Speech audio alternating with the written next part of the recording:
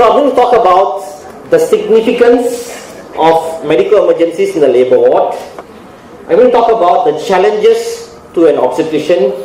I'm going to talk about some common medical emergencies that an obstetrician faces. I believe some of my videos are not working, so I'm going to not present the videos, sadly. I'm sorry for that. So ladies and gentlemen, most of our training is with regards to obstetric emergencies. I'm sure everyone knows how to manage a cord prolapse.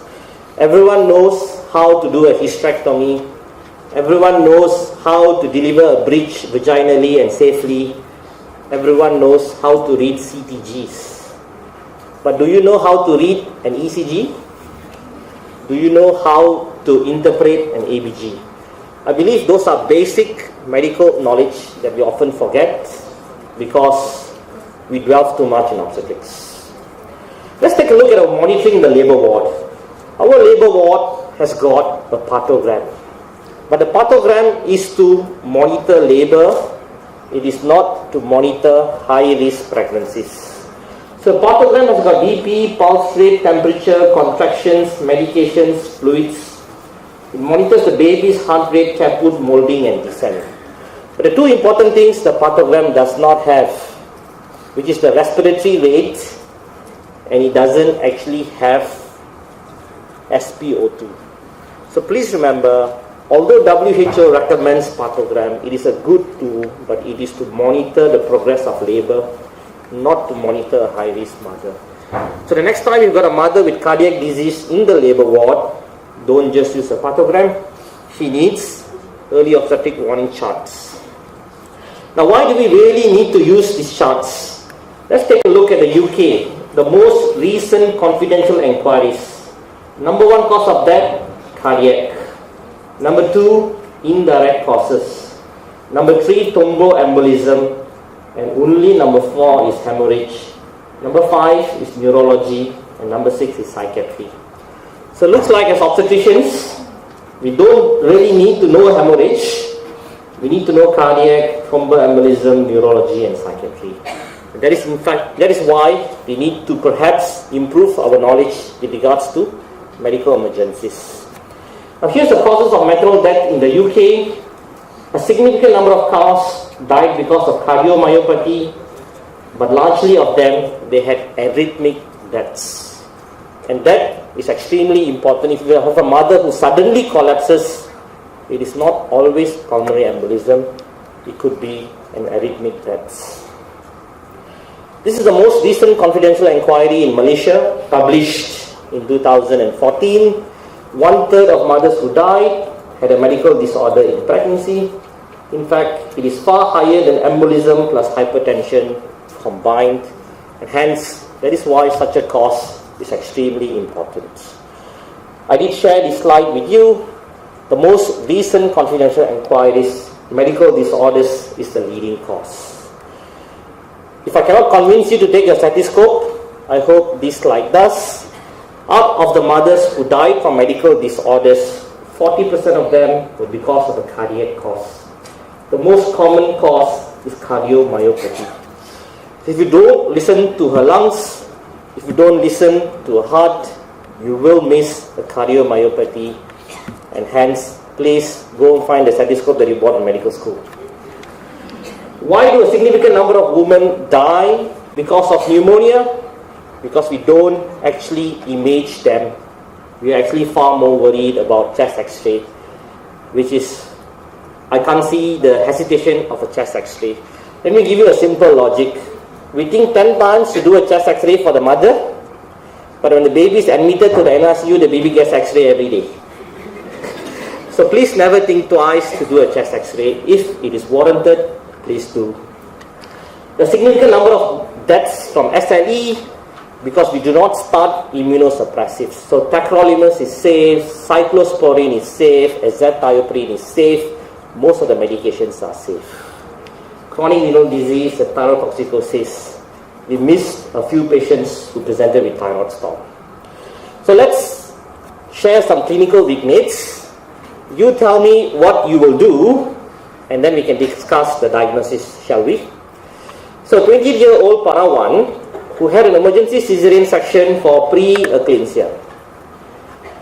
Intraoperative blood loss is 800 mils.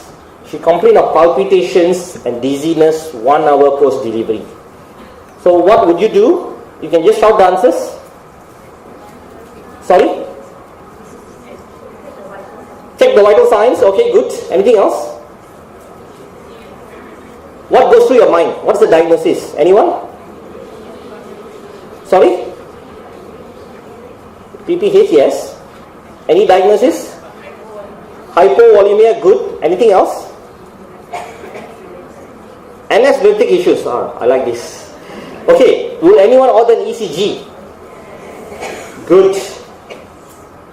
Let's see if I can play this video. Can anyone read this rhythm? Perfect. She's got SVT. So please remember, any pregnant mother who is tachycardic and who is symptomatic, don't just think it is anemia. Please do an ECG. SVT is the most common arrhythmia seen in pregnancy. So I gave this talk in my own hospital. The following week, an MO diagnosed SVT in the PAC. I was really impressed. So how do you differentiate SVT and sinus tachycardia? You'll have a camel's hump, which is a T and a P, a T and a P.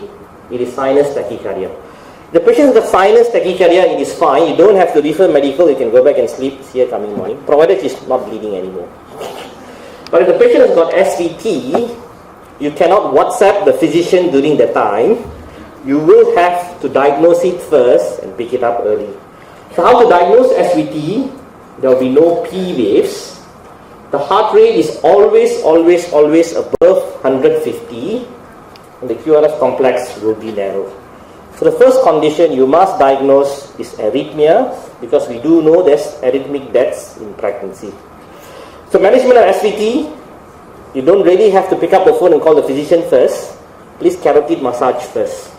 Carotid massage is under the angle of the mandible, and please massage for 10 seconds.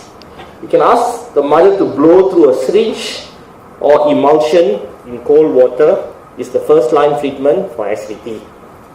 But if that fails, then you can give IV adenosine 6 milligrams.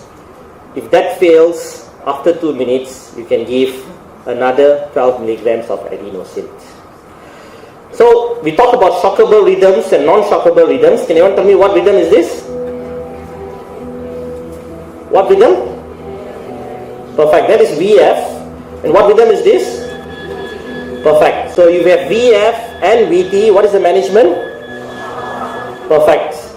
Please don't do a VE or give adrenaline. Okay, critical vignette number 2.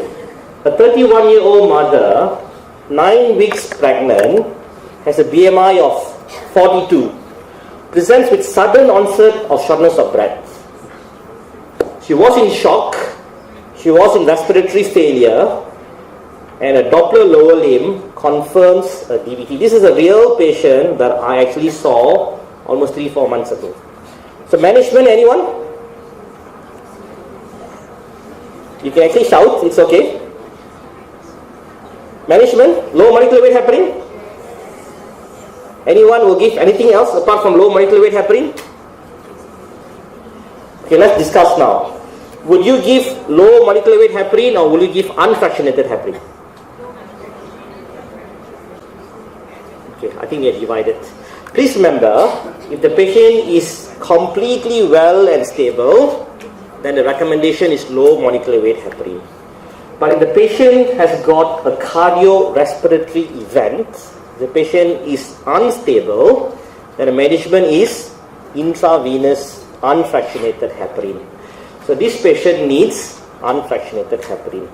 So what happened is, we did give this patient unfractionated heparin a bolus dose, but despite that, she was unwell. Now the RCOG Green Top guidelines does recommend that a patient who presents with an acute VTE should be given unfractionated heparin. But if you're not pregnant and we have a massive VTE, the recommendation is to give tissue plasminogen activator. There are growing and increasing studies that says tissue plasminogen activator is safe in pregnancy, and it does not cause fetal harm. There's no point in having a healthy baby with a dead mother. It's more important to have a alive mother and a live baby. So the current recommendations is to use tissue plasminogen activator. So yes, after a lot of quarrel, after a lot of fighting with the physician and the cardiologist, we gave tissue plasminogen activator, but unfortunately the mother still died in A&E itself. But that was lesson learned. So remember, low molecular weight heparin only if stable. The mother's unstable, unfractionated heparin. But please discuss with the cardiologist at that moment of time. Unfractionated heparin alone may not be enough. Sometimes you can do intervention radiology guided embolectomy. We actually tried this in my hospital, but before we could transfer the patient already collapsed. Clinical weakness number 3, acute exacerbation of bronchial asthma. So what is one medication for asthma which is available in the labor ward? Anyone? Exactly. So please use magnesium sulfate. So we always teach our junior doctors, there are 4 indications of MagSalf in the labor ward. Number 1 is prevention of eclampsia. Number 2 is treatment of eclampsia. Number 3 is fetal neuroprotection. And number 4 is acute exacerbation of bronchial asthma. So please don't ask me where aminophylline is in the labor ward, I don't know. But you can use magnesium sulfate. All you need to do is 1.2 to 2 grams of magnesium sulfate, and then please call the physician. A 23-year-old clerk presents with abdominal pain, nausea and vomiting for 3 days. She was 8 weeks pregnant. Her urine ketones were 3+, and she was admitted to the gynae ward.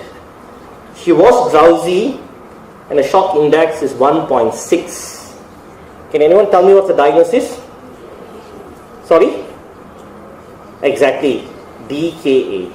So how many times have you seen a patient in the gynae ward with ketone of 3+? How often is that? How many times have you thought about DKA in checking the random blood sugar?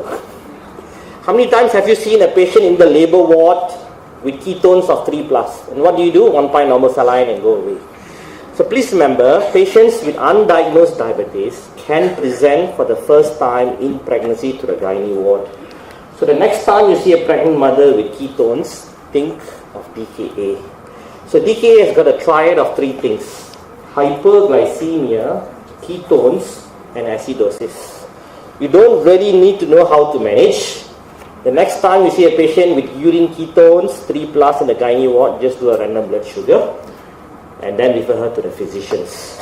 There's also one thing called euglycemic DKA. So you don't really need to be hyperglycemic. So if urine ketones 3+, just check the VBG.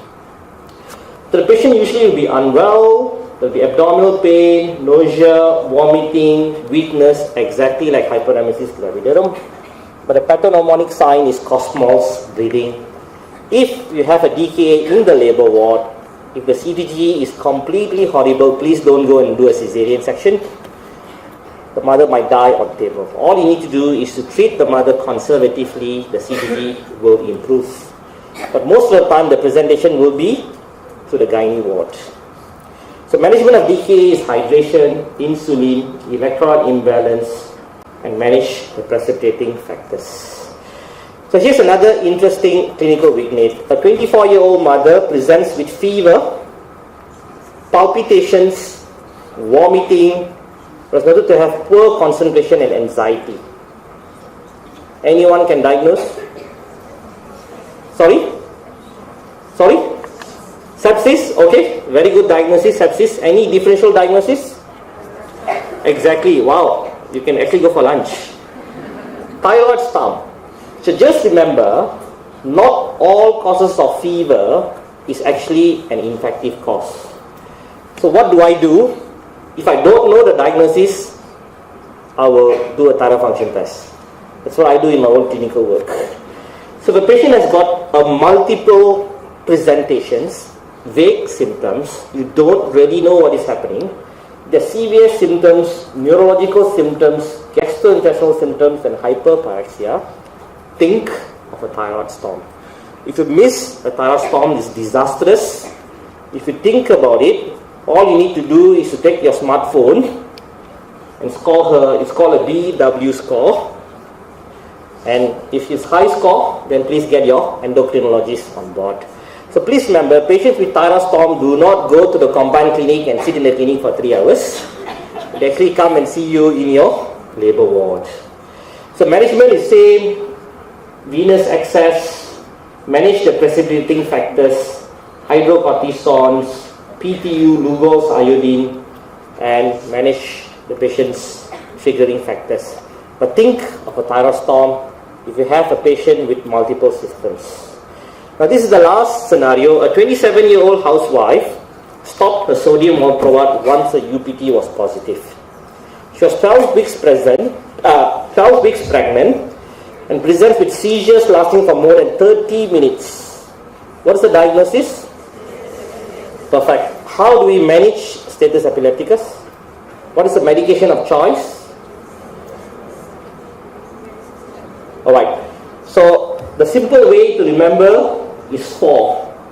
The patient's got eclampsia, is 4 grams of magnesium sulfate. The patient got status epilepticus, is 4 milligrams of lorazepam. So lorazepam is one medication that you also have in the gynae ward. Please remember, the patient can present with status epilepticus. If you cannot manage with lorazepam, diazepam is not recommended because it causes respiratory depression. But then you get your anesthetist, you get your neuromedical physician, you can actually load the patient with phenytoin. But the first line is lorazepam. I'm going to quickly move on and talk about 5 other symptoms before I actually end this talk. So I'm going to think about what to think about if a patient presents these 5 symptoms. Now these are all based on my own personal experiences, so please don't quote any scientific evidence. The patient presents with shortness of breath. Always auscultate the lungs. The most common cause is acute pulmonary edema. But you should be able to know whether it's fine crepitations or coarse crepitations. It is often normal to say this is pneumonia, this is APO, give Lasix and give antibiotics. Our patient cannot have 2 diagnoses. The patient will only have 1 diagnosis. If it's APO, it is APO, fine crepitations. If it's pneumonia, she will have other signs. Think of pulmonary embolism, especially when the lungs are clear. But never not do a chest x-ray. Do a chest x-ray first, because you need to make sure it's not tension pneumothorax. The chest x-ray is normal, and then only you move on with a CTPA. And think of myocardial infarction. Think of ST elevation, not ST depression. So never forget your ECG, your ABG, your CTPA, and never forget the cardiac enzymes. I noticed one thing working in a tertiary hospital. Any single obstetric patient that comes to the labor ward only gets FBC and GSH. Even if the patient has got renal failure, FBC, GSH. The patient has got acute hepatitis, FBC, GSH. So I hope that is only prevalent in my hospital. But please go and check your records the next time you see a patient. Chest pain. Think of myocardial infarction. Think of embolism. Think of dissecting aneurysm. If the pain is severe, not resolved by paracetamol, the patient is thin, if the patient is tall. Palpitations. Never say this is normal in pregnancy. Always think of supraventricular tachycardia where there's no P waves. Always think of atrial fibrillation, especially when the mother has got hyperthyroidism, and think of atrial flutter. So how to approach? If the heart rate is regular, it is not AF. If it's irregular, it's AF. The heart rate is regular, then you have sinus tachycardia, atrial flutter, or supraventricular tachycardia. All you need to do is do an ECG and then call in the physician. If the mother has got syncope, think of vasovagal, think of arrhythmias, think of seizures, especially absent seizures. And finally, if the mother presents with headache, think of preeclampsia, but never forget a fundoscopy. Think of cerebral vein thrombosis. It can only be picked up on an MRV, and don't just be happy with a CT scan. And of course, PRES is related to preeclampsia. It is a radiological diagnosis. So take home message, there's nothing really special about maternal medicine. It is actually basic medical knowledge that we often forget in obstetrics.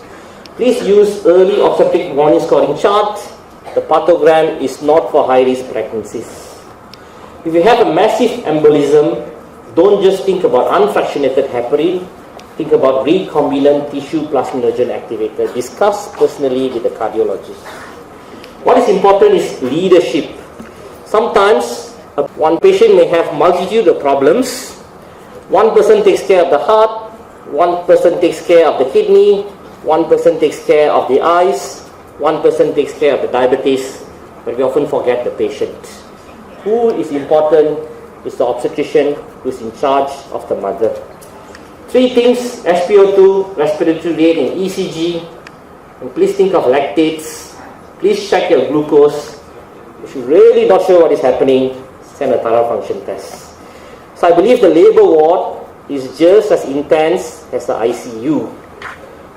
You need to have a resuscitative hysterectomy kit. We have invested so much on CTGs, but perhaps we often forget to monitor the mother's heart rate. You need medications, warning charts, defibrillators, and of course you need an ABG machine in the labor ward. And with that, thank you so much for your attention.